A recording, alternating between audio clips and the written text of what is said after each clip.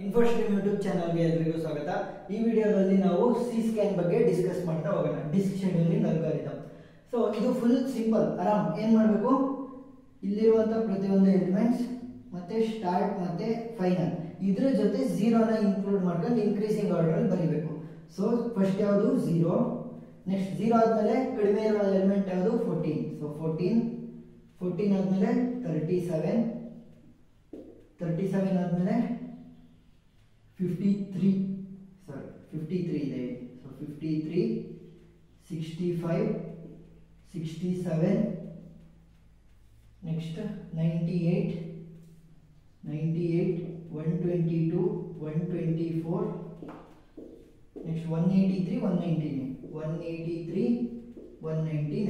ಇವಾಗ ಏನ್ ಮಾಡಿದ್ವಿ, ಇನ್ಕ್ರೀಸಿಂಗ್ ಆರ್ಡರ್ ಅಲ್ಲಿ ಬರುತ್ತೆ. ಸೊ ಸ್ಟಾರ್ಟ್ ಎಲ್ಲ ಆಗ್ತಿರೋದು 53 ಅಲ್ಲಿ ಸ್ಟಾರ್ಟ್ ಆಗ್ತಾ ಇದೆ. ಏನ್ ಮಾಡಬೇಕು, ಸಿ ಸ್ಕ್ಯಾನ್ ಅಲ್ಲಿ ಫಸ್ಟ್ ಇನ್ಕ್ರೀಸಿಂಗ್ ಆರ್ಡರ್ ಬರೀಬೇಕು, ಆಮೇಲೆ ಡಿಕ್ರೀಸಿಂಗ್ ಆರ್ಡರ್ ಬರಬೇಕು ಅಷ್ಟೇ. ಫಸ್ಟ್ ಏನು ಇನ್ಕ್ರೀಸಿಂಗ್ ಆರ್ಡರ್ 53 ಇಂದ 65, ನೆಕ್ಸ್ಟ್ 65 ಇಂದ 67, ನೆಕ್ಸ್ಟ್ 67 ಇಂದ 98 ಇಂದ 122 ಇಂದ 124, ನೆಕ್ಸ್ಟ್ 124 ಇಂದ 183 ಇಂದ 199 ನ ಕೂಡ ಇನ್ಕ್ಲೂಡ್ ಮಾಡಬೇಕು. ಸೊ 199 ಇನ್ಕ್ರೀಸಿಂಗ್ ಅಷ್ಟು ಆಯಿತು. ಸೊ ಏನ್ ಮಾಡಬೇಕು, ಇವಾಗ ಡಿಕ್ರೀಸ್ ಮಾಡಬೇಕು. ಎಲ್ಲಿಗೆ, 0 ಬಂತು. ನೆಕ್ಸ್ಟ್ 0 ಬಂದಾದ್ಮೇಲೆ ಏನ್ ಮಾಡಬೇಕು, ಮತ್ತೆ ಇನ್ಕ್ರೀಸ್. ಸೊ 0 ಇಂದ 14, ನೆಕ್ಸ್ಟ್ 14 ಇಂದ 37. ಒಂದು ನೋಟ್ನ ಒಂದೇ ಸರಿ ಟ್ರಾವರ್ಸ್ ಮಾಡಬೇಕು. ಸೊ 53 ಇಂದ ಶುರು ಮಾಡಿ ಮತ್ತೆ 37 ಗೆ ಬಂದು ನಿಲ್ಲಿಸಿದೀವಿ. ಇವಾಗ ಫೈನಲ್ ವ್ಯಾಲ್ಯೂ ಹೇಗೆ ಕ್ಯಾಲ್ಕುಲೇಟ್ ಮಾಡೋದು, ಪ್ರತಿಯೊಂದ್ರದ್ದು ಡಿಫರೆನ್ಸ್ ನ ಆಡ್ ಮಾಡಬೇಕು. ಸೊ 53, ಇವಾಗ ಪಾಸಿಟಿವ್ ವ್ಯಾಲ್ಯೂ ಅಲ್ಲೇ ಇಡಬೇಕು. So 65 minus 53 plus 67 minus 65 plus 98 minus 67 plus 122 minus 98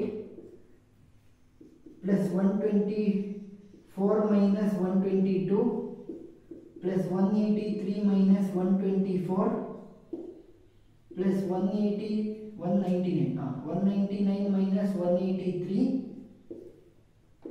plus 199 minus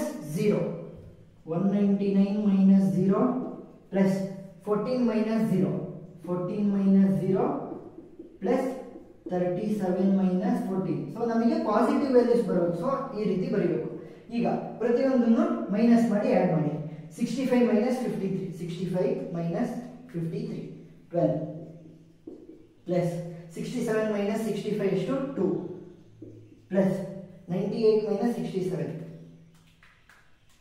31 plus 122 minus 98 24 plus 124 minus 122 2 plus 183 minus 124 59 plus 199 minus 183 16 plus 199 minus 0 199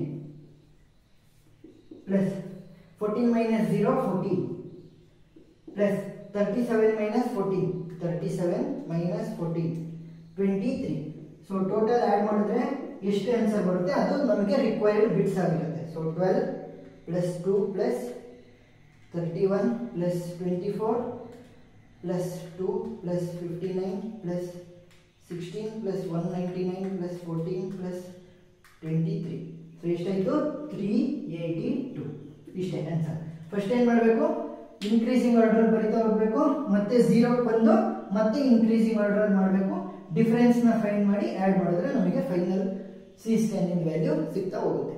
so ಅರ್ಥ ಆಗಿದೆ ಅಂತ ಅನ್ಕೊಂತೀನಿ. ಏನಾದರೂ ಡೌಟ್ ಇದ್ರೆ ಕಮೆಂಟ್ ಸೆಕ್ಷನ್ ಅಲ್ಲಿ ತಿಳಿಸಿ.